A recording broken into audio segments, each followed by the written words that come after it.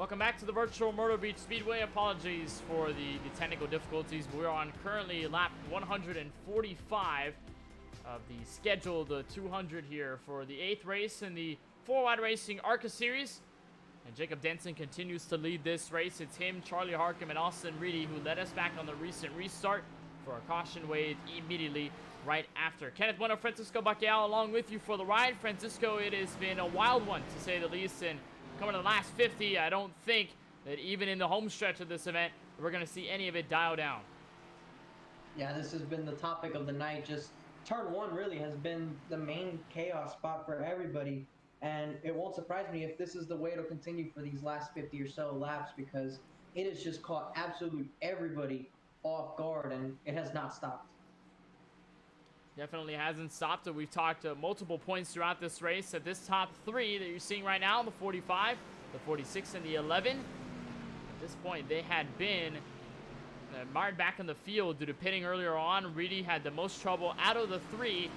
Now all of them have found themselves back up to the top three spots in this field, ready to kick things back off at lap number 148 of 200. It's the 45 and the 46 that'll come off turn 4. Denson, Harcum, back to the green flag for Myrtle Beach.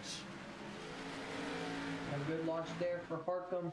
Reedy with a better launch. He's going to get to the inside, and he's going to go to the race lead, but he's actually going to spin. He's going to spin at the front of the field. Reedy around in front of the field. Caution flag waves, and around goes Harcum. More cars wrecking under the yellow flag as Bailey and Harcum get into it. Harcum had a hit to the outside wall. You can see the extent of the damage here. And again, chaos reigns with under 50 laps to go. I'm definitely not referring to the song there, but Reedy got a great launch, but he was just too aggressive going into turn one. We had talked about this, Kenneth. We were just talking about turn one. You see right there, just hasn't beat. Just brake like you normally would going into turn one, and you'll make the corner and you'll have the lead, but just too aggressive. And then it looks like Green spun late, on his own there, but he was able to keep it going. But there was contact right here in this three-wide action here, right there, just sandwiching. I don't think these guys realized they were three wide, and Harcum gets the worst end of this, it seems. Just comes down the racetrack into Craig Lonslonger. Craig can't do much, and then Bailey has nowhere to go. Those two make hard contact with one another. So this really, what turned out to be from a bad launch from the 45 results in the lead of the race once again. And this time Tyler Murray, who almost had him beat up for the lead, is going to restart second, with Craig Lonslonger now in third. Another interesting shakeup in the field. You were looking at the replay there. They were three wide, and Harcum tried to cut down on the racetrack. Did not realize that there were two cars underneath him, and then collects with the 13, spins into the outside wall. The two of Bailey gets in there a little bit late. You see Bailey still on the racetrack, so he's got more damage, but gonna elect to stay out here as practically everybody else has hit pit road. You see Harcum there for damage. He's gonna get his fast repair deployed. The 93 of Kinsey, the 11 of Reedy getting all his damage fixed. He had also burned up his fast repair to start this race, or actually within the last half of this race, due to the incidents he had a little bit earlier on off of the restarts. And so he's taking time down pit road. I believe he's already off and away just before they put him one lap down. So he's going to stay on the lead lap. But that is going to put everybody in another different scenario, this time with Jacob Denson again at the front of the field. There are currently 17 cars on the lead lap, and Reedy currently holds the final spot. It's been a wild one here for Myrtle Beach. Out of the total 22 that started this race, only 17 remain. We still have a pretty good amount of cars in this race considering the amount of cars that have been involved in incidents, but it just goes to that short track nature. You can have a lot of damage and still carry on, stay in the race. You can still get a good finish. We still have, I believe it's 17 cars on the lead lap. So everybody who's here is on the lead lap. So by no means is this over yet for some of these people. I mean, obviously it's looking pretty good for drivers like Denson, like Murray and Lonslonger, but Reedy, we just saw him go to the lead and spin from the lead. So still, anything can still happen before the checkered flag is waved. But before that can happen, the green flag has to come out, and it's going to be the 45 getting away. This time he gets a good jump, but they're going to spin behind. Another big crash, and this time the 42 collects the 22, the 69. And again, well, we continue on the trend from the start of this race. It's whether it's turn 1, turn 2, turn 4 on the restart. It's biting these drivers in every way imaginable. And this time gets to 42 and collects, oh, I believe, with about 4 other cars. And creates again one of our biggest racetrack incidents tonight. Yeah, and this time it happened on the front stretch going through the grass. We haven't seen too much of that, but just a little bit of contact there. It doesn't look like Bishop got the best of restarts and just nowhere to go when you're double wide like that. There's only so much racetrack that you can actually go through. And it happens so quick as well. You're not exactly expecting someone to just stop once you're accelerating. Let's take a look at it once more, this time from the 22 of Schaefer. He had a nice view of this. You'll see the contact. It starts with Kelly in the 42. Kelly gets into Bishop here, sends him down the track into Brandon Banks. And Schaefer trying to set himself up for the restart, gets into the 69. 69 does a little 360. And then they continue on their way, but with more damage from when they started on the gathering here for that restart there. And again, you see multiple of them hitting pit road. Denson's going to stay out here, and I think for Denson, this is best case scenario because all you have to do is just execute the restarts, then wait for the yellow, and then slow back down again and just continue to hold on to the lead as the field freezes. I think if for Denson, Francisco, this is going to be the best part of the race because you've got the lead, you've got the best, pretty much the best seat in the field. And then if you're going to keep getting yellows, there's not going to be a concern about fuel because you can save. And everybody else can't really get by you unless it's on the restarts, which has been very rare up until this point. Yeah, I don't think fuel is going to be a concern anymore for most of these guys, especially considering that we'll still see some yellows between now and the end of the race. I think the only time there might be a concern is that if there's overtime, but even then, so I don't think that fuel's going to be a problem, especially considering we still see some cars, especially further in the back, come down pit road and top off at least every once in a while. So maybe for the front guys, because they'll be the ones staying out, maybe they'll be the closest ones. But even then, I don't see how they'll be close on fuel.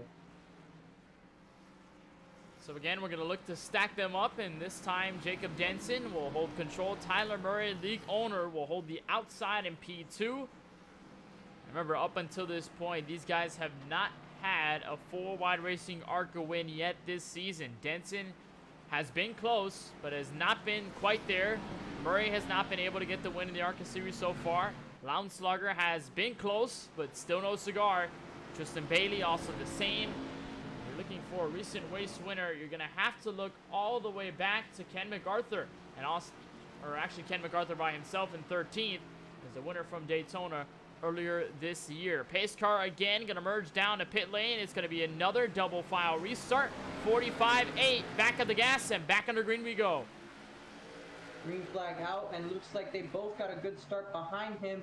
Lonslonger and the 8 of Murray. As actually there's a spin behind Tristan Bailey up into the wall. They keep it straight, but the yellow flag's out. Again, yellow flag waves. Bailey again involved in an incident. He got turned in the first turn. See him there, I think Jesse Pre's going to slow down. The 71 of Curtis Kelly got into him. And again, we'll look at the replay. I think we've had overtime work for the replay guys here tonight.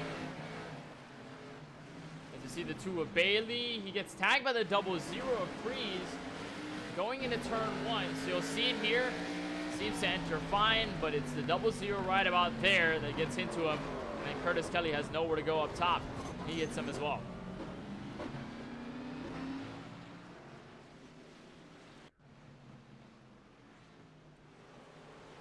There's another spin there. Just a slight tap of the 0-0 and the 2. They're just trying to arc their way into the corners, and it just does not work. And they meet together. Same deal we saw with the 13 and the 46 of Harcum coming out of turn 2. Evan Ensign gets both of these guys off their guard here. And again, causes another yellow. There's Jesse Prees down on pit road.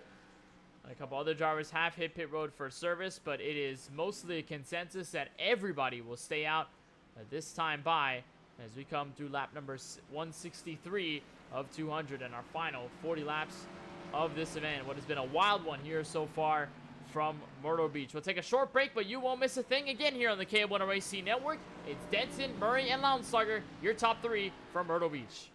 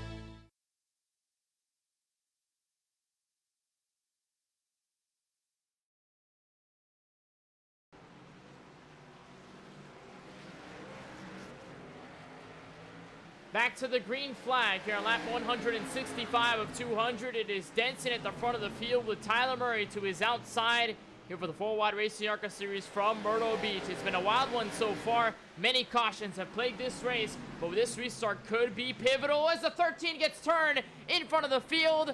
And again, the caution will wave. And that is not the first time we've seen something like this happen tonight, I believe, Kenneth. It has not. It's turn 3 and 4, though, that the issue resides. I think one of the first incidents we've seen at this part of the track, most of it has been seen in turn 1 and 2. But you'll see it here with the 13. I think he just had help from the 2, and indeed he did. So we saw Jesse Prees had a hit there with the 2 of Tristan Bailey, and this time it strikes the 13, with the 2 being the one that hits the 13 in the middle of the corner. I believe the 13, Francisco, checked up just a little bit, and that's what allowed the 2 to kind of get into him. You see the aftermath of it, the 7 of Tony Kibbett, the 11 of Austin Reedy gets more damage out of this. Let's take another look at it. I believe it was right here, middle of the corner where it strikes. 2 tries to cut down, gets a better middle. Now all of a sudden tags the 13, and the rest of the story is told.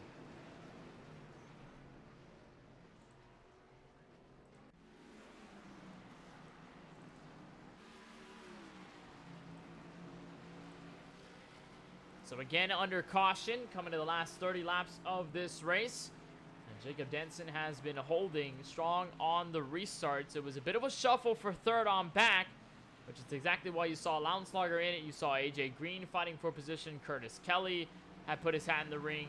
There you see Tony Kibbett, who was involved in the incident. He ends up getting his positions back, so he's still going to hold up the outside of the top 5. And for now, again, we're going to remain under this pace car. I think, Francisco, either between Barney the Flagman and the pace car driver here tonight, I think they're going to need solid days of rest after this one. They've had to put in their work overtime here tonight. Figure that arm from Barney has to be at least sore in some way after what has been a wild one.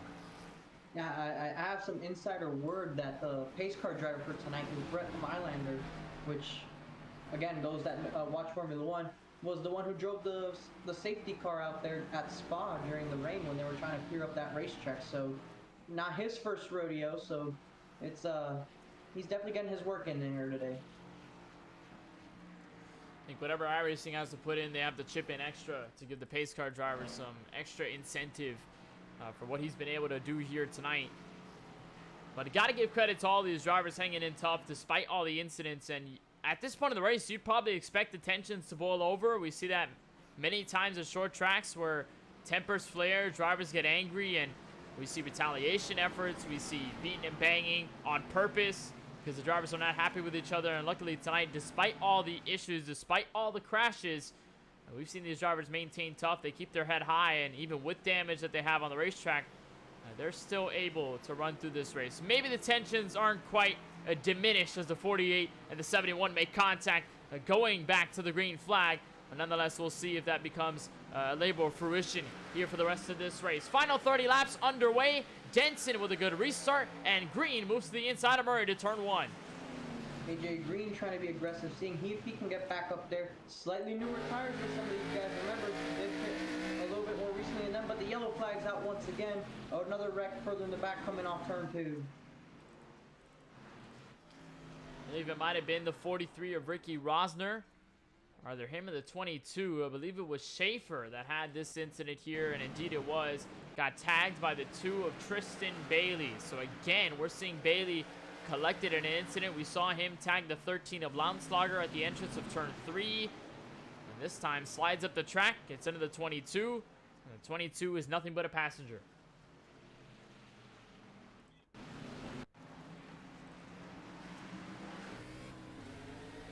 Take a listen on board with Tristan here.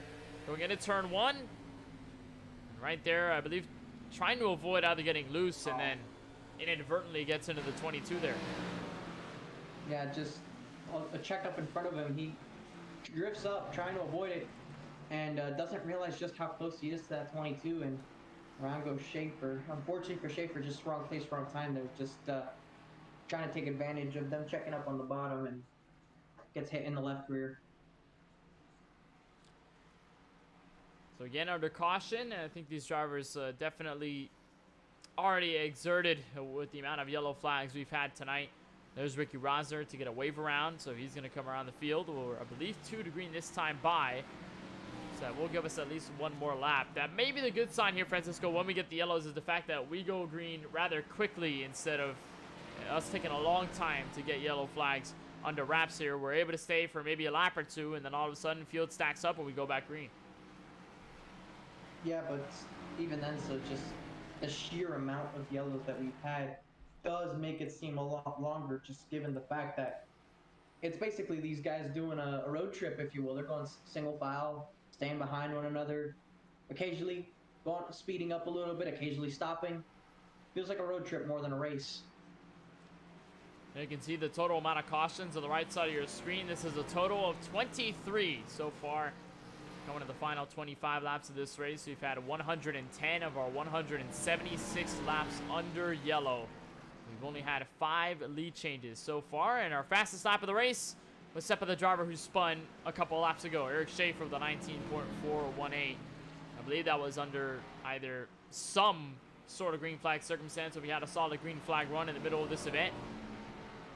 But now it's only down to the final 25 laps of this race.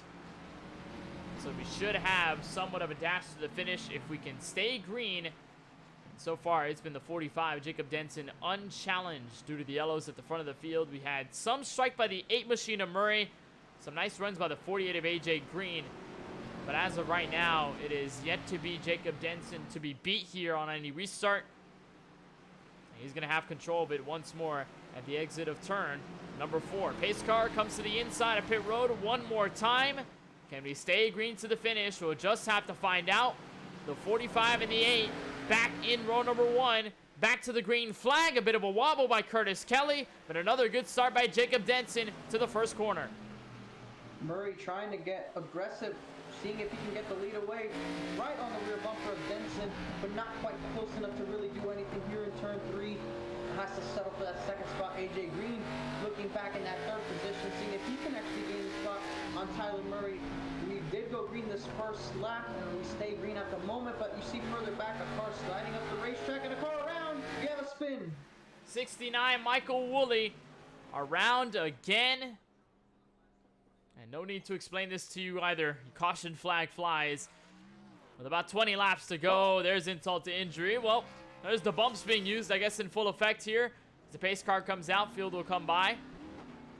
And Michael Woolley will try to get back up to speed. We'll see exactly what happened. And it was 2 incidents there where you're looking at the onboard. Charlie Harcum almost got spun. He was able to save it, but in this case, there was no saving for Michael Woolley. Contact with Jesse Priest sends him into the outside wall. Yeah, right there, just a little bit of contact and a little bit of a hard hit into the float wall. You see right there, the damage just kind of fixed itself there momentarily on that left rear and that wall contact. But 24th yellow of the night, I'm willing to bet most of these drivers, I don't think any of them really care who wins at this point. They just want to get through this. Well, I guess we talked about earlier tonight that you had never spectated a race at Martinsville Speedway. Well, I think instead of Martinsville, replace it with Myrtle Beach, and this is what you get. Yeah, it's I'm assuming so. I mean, we've had 24 here tonight so far after 180 laps. If for those that like some math, if you take into account that's about 7.5 laps for every caution. See Woolley there having to let these guys go. 7.5 green flag laps for every caution on average. That's a lot of work to think about a race like this, 200 laps.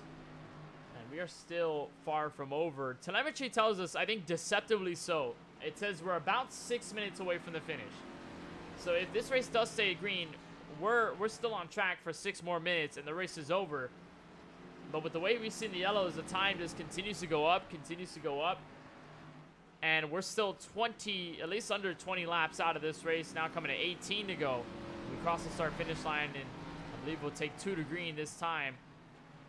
So it is rather quick to log down laps here at Myrtle Beach. The only problem is we just haven't had enough green stints to get these laps logged in. But in this case, Francisco, for Jacob Denson, does it start to feel more pressure? Does he start to feel more pressure in this situation now that we're coming to the final laps and he could get beat on a restart? Or does he feel comfortable where he's at, where he's been in this rhythm of stop and go, stop and go, stop and go, and just going to continue on to win this race? I mean, the restart's on him, so he's going to be the first one to go. It's not like he's the one in second. The pressure's on him to try and time the restart. He gets to decide when he wants to go, so that is a major advantage for leading late in the race. I feel that you get a solid enough jump, that puts pressure on the guy behind you to catch up to you, and we've seen you cannot go too hard into turn 1. If not, that will result in a spin. So we can only really see drivers attack 3 and 4, and if you get a good enough launch, they're going to have to make up ground that first lap overall, so they're not going to attack into turn 3 on the first of the 2 laps if it comes down to overtime. So it will come down to the last corner, if anything.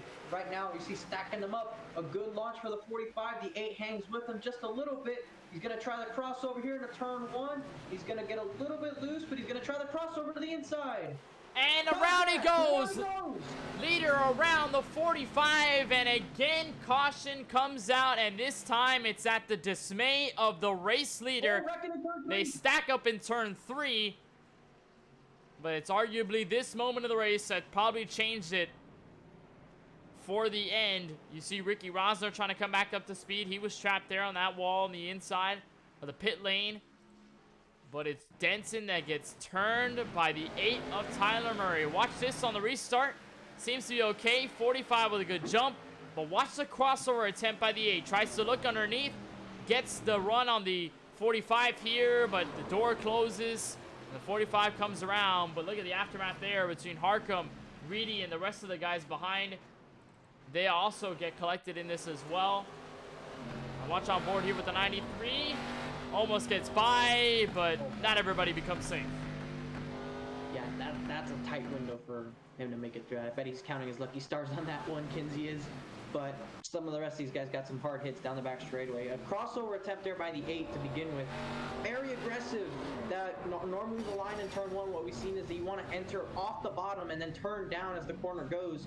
Knowing that he tried to get to the bottom before the leader and see if he would give him that room, but racing with under 20 to go, I guess he was trying to pin him down. Just two different opinions going about that corner, and right there the track was blocked down in turn 3, trying to avoid that incident that saw the spin of the 45. But that puts Tyler Murray out in the race lead.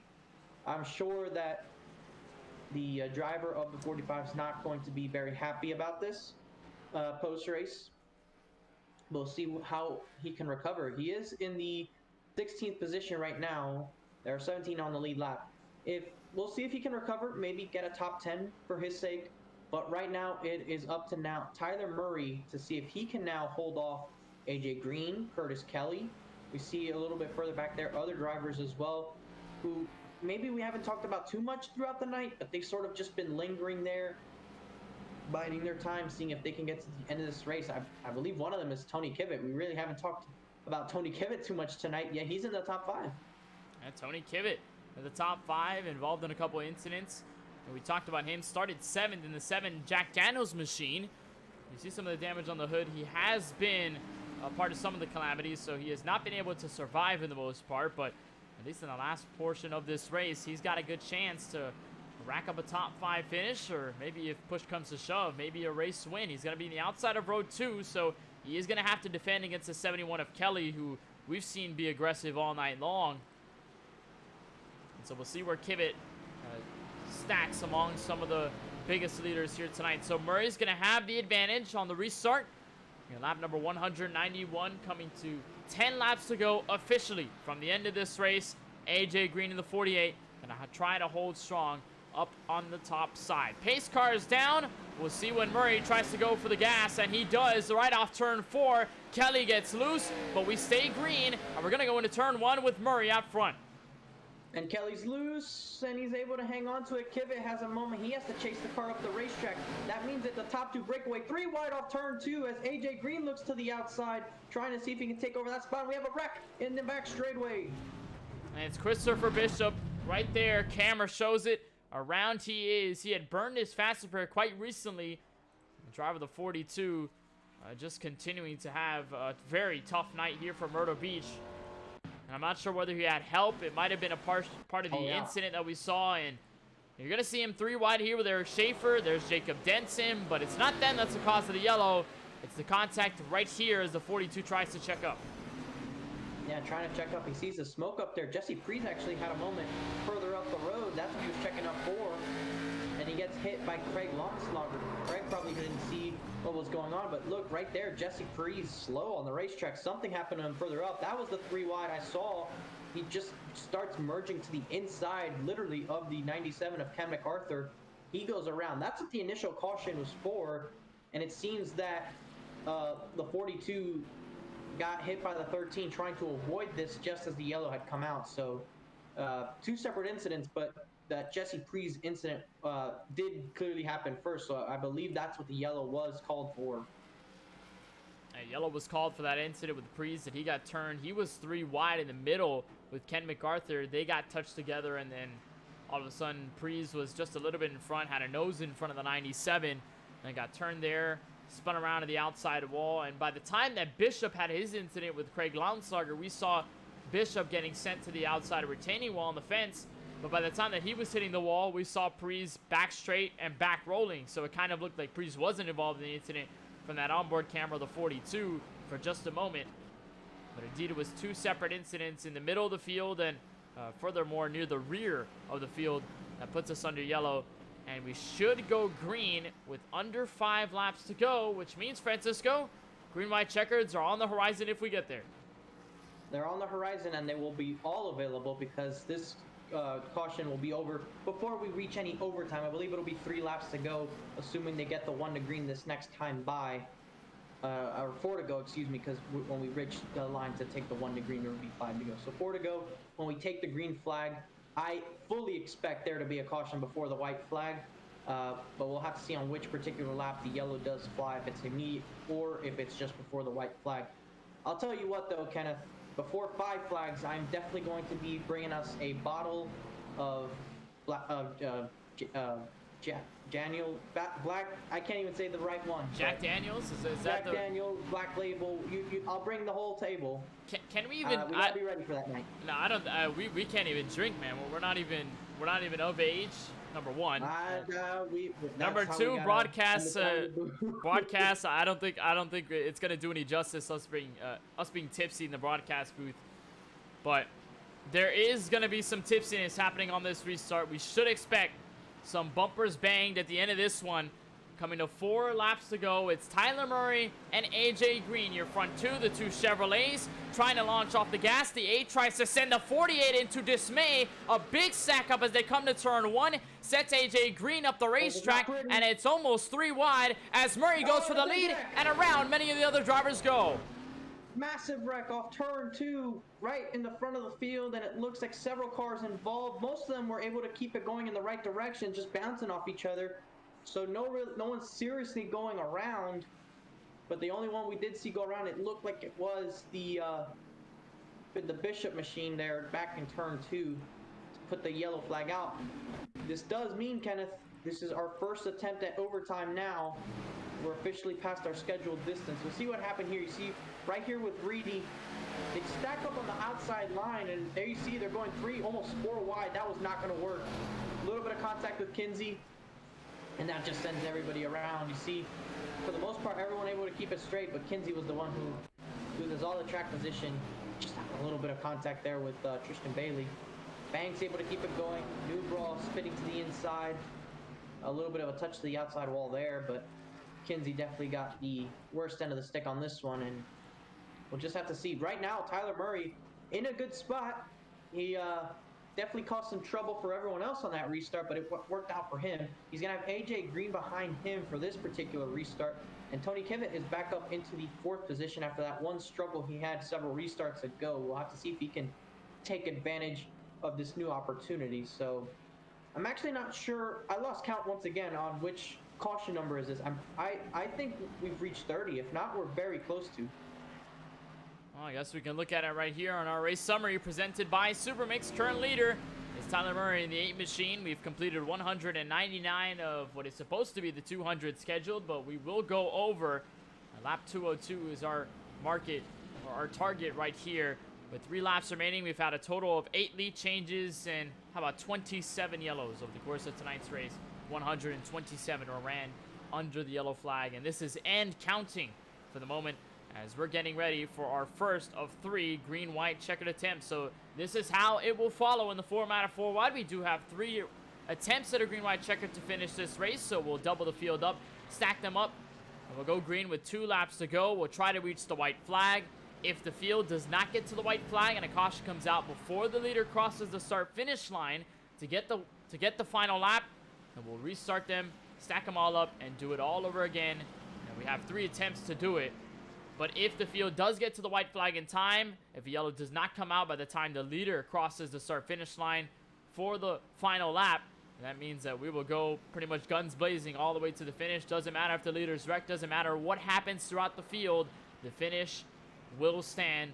Whatever happens, whoever crosses the line first will be a winner. And if we do exhaust all 3 green-white checkered attempts, that means that we'll end this race under yellow, and whoever is the leader at the time of the last caution flag on the 3rd attempt, they will be the winner here tonight from Myrtle Beach. Murray, your leader, then Kelly, Green, Kivitt, Banks, Woolley, Harcum, Denson, Reedy, and Craig Lounslager, your top 10. Anything can happen as we come off turn 4. Pace cars down. It's a good start by Tyler Murray with 2 laps to go. Kivitt into the wall, almost making contact with Brandon T. Banks. Hard into turn 1 goes AJ Green, trying to take that 2nd spot. Contact with Curtis Kelly. He wants to try and challenge Tyler Murray for this race win. If he doesn't get held up too much there, he still has a shot going into 3 and 4. We are coming to the final lap. AJ Green is within striking distance. He's looking to the outside. White flag is out. White flag is out for Myrtle Beach Speedway. Look at AJ Green all the way to the outside. They're side by side for the race lead off turn 2. What's going to happen in the final corners? They wreck behind them, but it's the battle between the top 3. Up the track they all go, around they go, and Curtis Kelly crosses the start-finish line, and Curtis Kelly wins his first ever 4-wide racing victory from Myrtle Beach. Wow. Holy! The top two got so carried away with one another. They just gifted that to Curtis Kelly. He was patient behind the top two, let them wreck each other, and he goes right by on the inside to steal the win on the last corner. What a move there by Curtis Kelly. Curtis Kelly in the Camel Machine after You see multiple right there, incidents. You see a dump there by the 2 to the 8 machine of Murray. Curtis Kelly, after so many struggles all night long, holds on for third as the odd man's out in the final corners. And it was the absolute melee between the top 2 leaders that gives Curtis Kelly the win tonight. His first ever win this season. First ever win in 4-wide racing history. And how about that? Some extra celebration. Why not trash the car at the end of this? Multiple cars burning out with each other. There they shove Tony Kibbett off the inside wall. It's been a long night here for Myrtle Beach, but definitely deserve to take a look at the replay here and see the final lap for ourselves one last time. And what a finish it was as Kelly came across the start-finish line all by himself to win this race. Watch the 2 side by side. There's the 8 and the 48. They seem to be okay for now. They slide up the track. They spin themselves around. The 71 makes a little bit of contact there, and as the 48 and the 8 try to recover, it's Curtis Kelly that comes across the line to win. For his only lap led of the race. Take a listen on board. There's the finishing blow. And all you can see is the checkered flag ahead of him. Brandon Banks, by the way, comes home in second. And we saw Tony Kibbett around there flipping on the racetrack. He ends up in third after the final battle with Jacob Denson spinning across the line. A disastrous hit, but it doesn't matter. He comes away with the podium tonight as Curtis Kelly comes across and continues his celebration from Myrtle Beach. We'll take a look at your full field race results before we get this all concluded. Curtis Kelly, your winner here tonight. Brandon Banks and Tony Kibbett able to survive in the final laps to hold on for the top 3 positions. Jacob Denson ends up in 4th. Michael Woolley, multiple spins tonight, but he racks up the end of the top 5. You'll find Tyler Murray, who was first, going into 3 and 4. He finishes 6th. Michael Newbrough to 7th.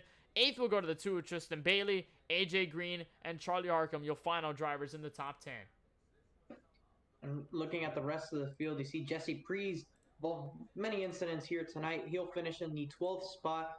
And in contrast to the 12 finishing in 11th, the 11 finishes in 12th. Austin Reedy had one of the fastest cars here, but as soon as he had to come down pit road, that immediately threw his race for a loop. Thought he was going to get back in it with that move going into the lead, but he loses it, going very aggressive into turn 1. Ricky Rosner finishing in the 13th position. Bishop in the 14th position. Eric Schaefer down in the 15th position. Craig Lonsberger, couldn't really see much of him here tonight. Finishing, in the 16th position.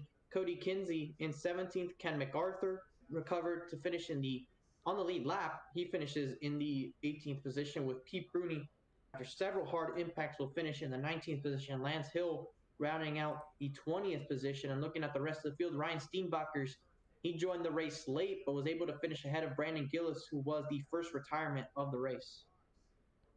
Those are the final look at your 22 drivers here tonight from the virtual Myrtle Beach Speedway, as I believe we've got Curtis Kelly from Victory Lane here tonight, your winner after what was an absolute insane fight to the end here from start to bottom, or start to finish here from Myrtle Beach. So bring in your race winner, Curtis Kelly in the 71. And Curtis, this race, I think for any driver, you can constitute it as a wreck fest. Yellows coming out frequently each and every time, but it all depends on the final restart. That green-white checkered attempt, it was you, it was AJ Green, and it was Tyler Murray. Walk us through the final lap and that move to secure the victory here tonight. Oh, that race was a wreck fest. I think a lot of us are glad to be done with that. Going to that last restart, I knew AJ, he was just going to send it. He wanted that victory. That's all he was there for. And he was going to do anything he could to get it. And I knew I did not want to be outside of him, so it was all about being inside of the 48 on that last restart. Kind of had to hang back. I'm just glad I got a clean restart on the outside there. Knew it was hard. Definitely had a couple scary ones earlier on, but I saw them getting into each other a little bit. I wasn't sure how close I could really get, but they were sliding, and I think I got a little into them as I was coming through, but just happy to bring it across the line first and clean. And it was sort of a bizarre sight to see because most of the race had been spent with most of the field around you under yellow. Pretty much everybody single file, then double file for the restart, but it's just that final lap. Eerily, there's no one there on the racetrack but you and the side of the checkered flag. But I want to talk about this race in its entirety. Of course, a lot of yellows plagued this one, a lot of contact, a lot of craziness that happened between each and every driver through the field, and you were no exception to this. You had your own chance of incidents, some contact with other drivers, but you end up reaching all the way to the end with some of the track position. How much as a driver is it tough enough to get into contact like this, to hold on in a race and continue to say, okay, I'm just going to stay in this race and try the best that I can, and it ultimately rewarded you with this win? I mean, we were kind of losing our focus, I think, a bit partway through just with all the on off, but early on we got wrecked out and accidentally took the fast repair 2 off that, so it was all about just keeping the car clean and at the back, and that was really hard sometimes with these stop and go restarts and the checkups that we were having. I want to apologize to the 42. I think I got into him once or twice tonight. Hopefully didn't get too beat up from that, but it really was just keeping the car clean and keeping it in a safe position throughout the race, knowing that it was 200 laps, and if we were going to keep having these yellows, it was just about being there at the end, not being one of these cars that was stuck at the back, beat up. Well, you're able to survive, you're able to hang tight in the final 2 corners, and now you can call yourself a 4-wide racing victor here from the virtual Myrtle Beach Speedway. So before we let you go and celebrate this win from South Carolina, Curtis, is there anybody you just want to thank for making all of this possible? Any teams or pretty much anybody you just like to thank for making this happen? Of course, just want to thank 4Wide and you guys broadcasting. It's always a great broadcast and a lot of great racing here. And want to thank my main sponsor, Oceanside Cleaners out in Florida. Get your dry cleaning done there. But they're a great team, a lot of great guys out here, and just happy to be here. We certainly appreciate the time, Curtis. A big congratulations on the win here tonight from Myrtle Beach. I think you can walk out of this one with a breath of fresh air, knowing that next week we're not going to be here at a very tight short track with a lot of yellows. But nonetheless, a big congratulations, and we wish you the best of luck moving forward. Thank you. Have a great night. Curtis Kelly, the winner here tonight in the final 2 corners of this race, and what a way to do it all the way at the very end. We'll talk to the driver who ends up in second, and it's a driver who fought from 12th on the starting grid to second at the end of tonight's coverage. That is the 88 of Brandon T. Banks, who's caught up with our very own Francisco Bacallao. Well, Brandon, going into that last restart, I'm not exactly sure you thought second was on the table, was it? No, I don't know.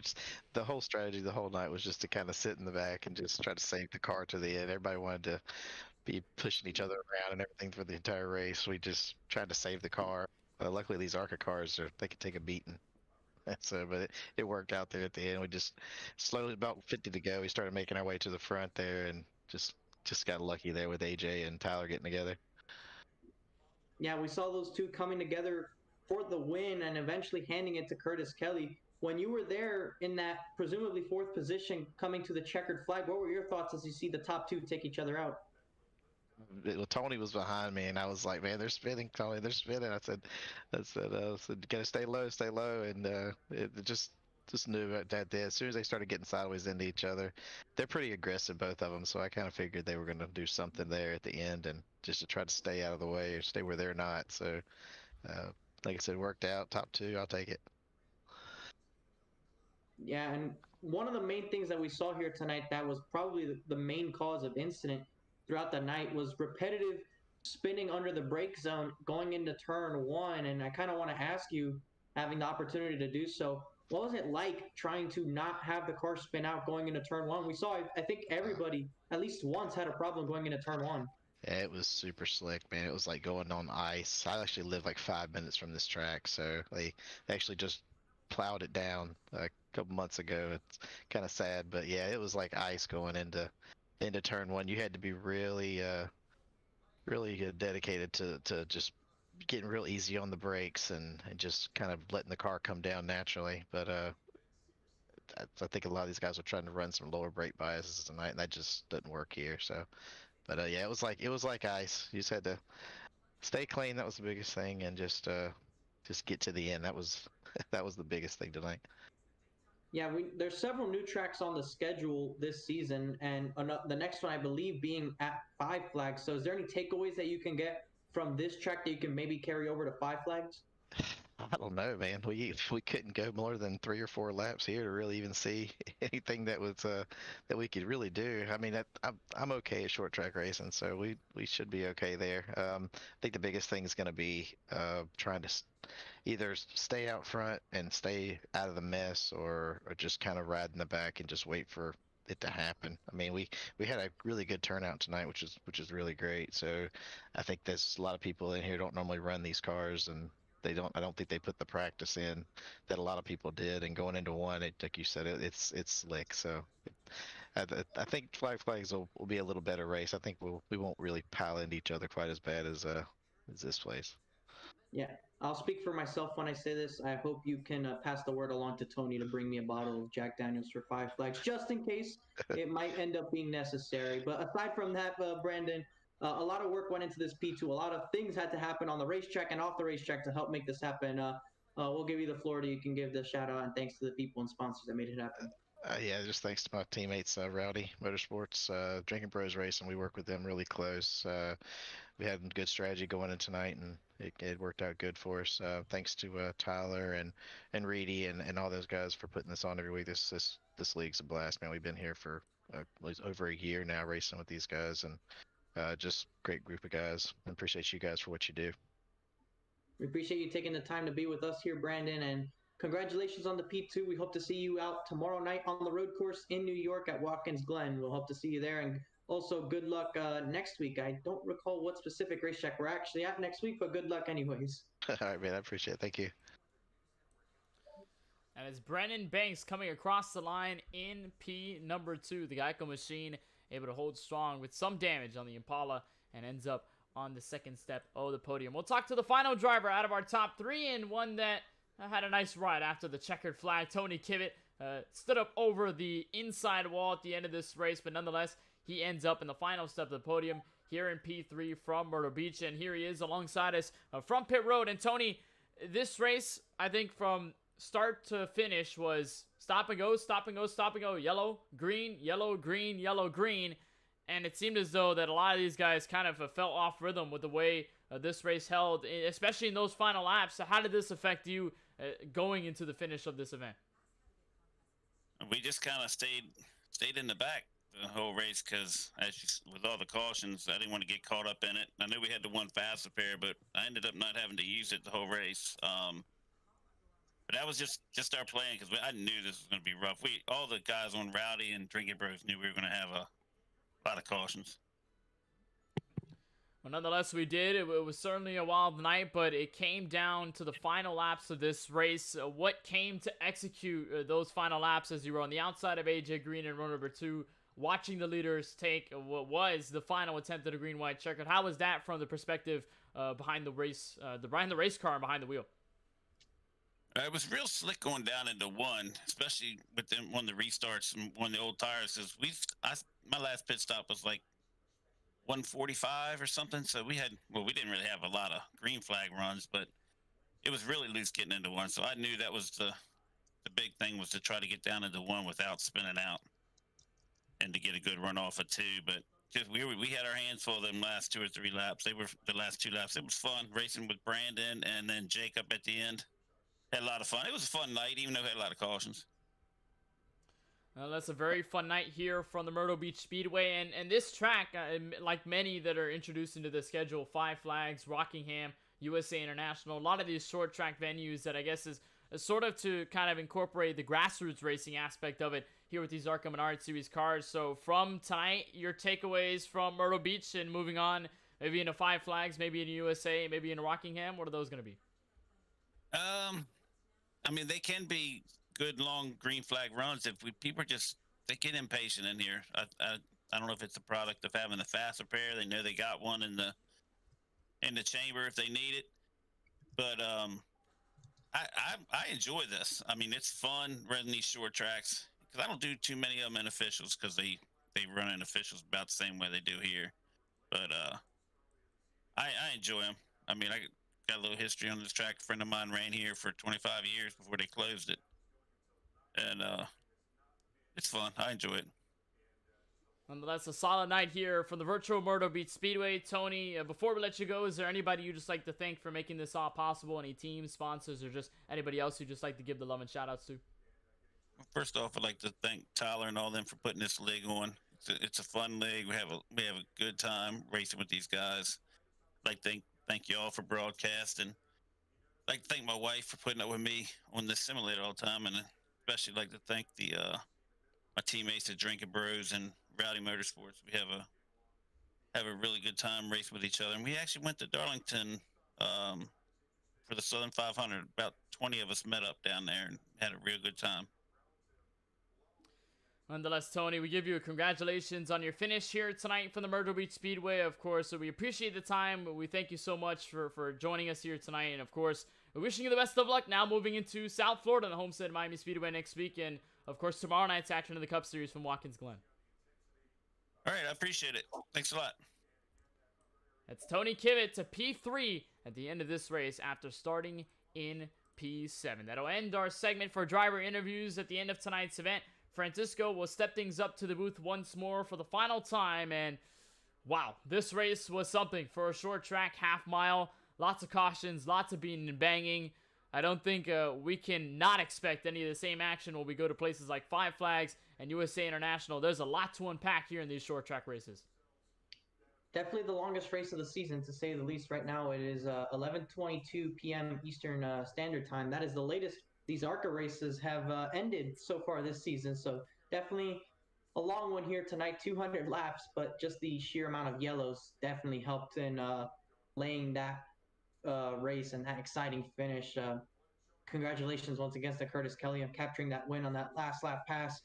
But, you know, tomorrow the Cup Series will be at Watkins Glen. That's going to be interesting. And, you know, first road course of the season for both series. So that's going to be interesting to see just who shows up and who's going to be performing. Watkins Glen, I ran an official that weekend. It was very fun. And there's drivers like Brian M. Smith that if they were to show up, I fully expect them to be one of the main competitors there. We know Kyle Benson is good on road courses. If he pulls out, then he should be one of the top guys to look at. So tomorrow's going to be interesting. But without a doubt, Kenneth, I will claim full bias for this. Next week is definitely the one I'm looking forward to. Homestead Miami Speedway, our home track for both series. They're going to be heading there next week. I'm excited to be able to cover the ARCA race, and I'm excited to hop in to the Cup car and join everybody out there on the racetrack next Wednesday night. It's definitely going to be a lot of fun. We have a lot of information on Homestead Miami Speedway, to say the least, living not too far away from the racing venue in real life. That's going to be a lot of fun. But of course, like you mentioned, there's still a lot more to come for the 4-Wide Racing Series and the 4-Wide Racing Cup Series as they head for New York and the Watkins Glen International Raceway and the road course up there in upstate New York. The coverage will begin at 9:10 p.m. Eastern over on the Max Speed TV YouTube channel. Of course, you'll find myself and Francisco Bacalao along for the ride on that as well as we continue a tumultuous Cup Series season. What's been a fantastic one so far. And then we return for more ARCA action next Tuesday night, September 21st at 9:10 p.m. Eastern, right here on the KBueno Racing Network YouTube channel, where we will kick things off from virtual South Florida and the Homestead Miami Speedway for 120 laps. So a lot more to come for the Cup Series and the ARCA Series. So much more on the full wide spectrum of things moving forward, especially after tonight's wild race from Myrtle Beach. Well, that concludes our broadcast of round number 8 of the 4-Wide Racing ARCA Series from the virtual Myrtle Beach Speedway. A big congratulations to Curtis Kelly, his first ever 4-Wide Racing win in the final lap of this 204-lap event. A big thanks to Tyler Murray and everybody from the 4-Wide Racing League that makes this all possible. And for all of us here on the KBueno Racing Network, for Charlie Byer and my commentator alongside me in the booth, Francisco Bacalao, my name is Kenneth Bueno, saying so long, good night from Myrtle Beach. We head to Homestead Miami Speedway next Tuesday.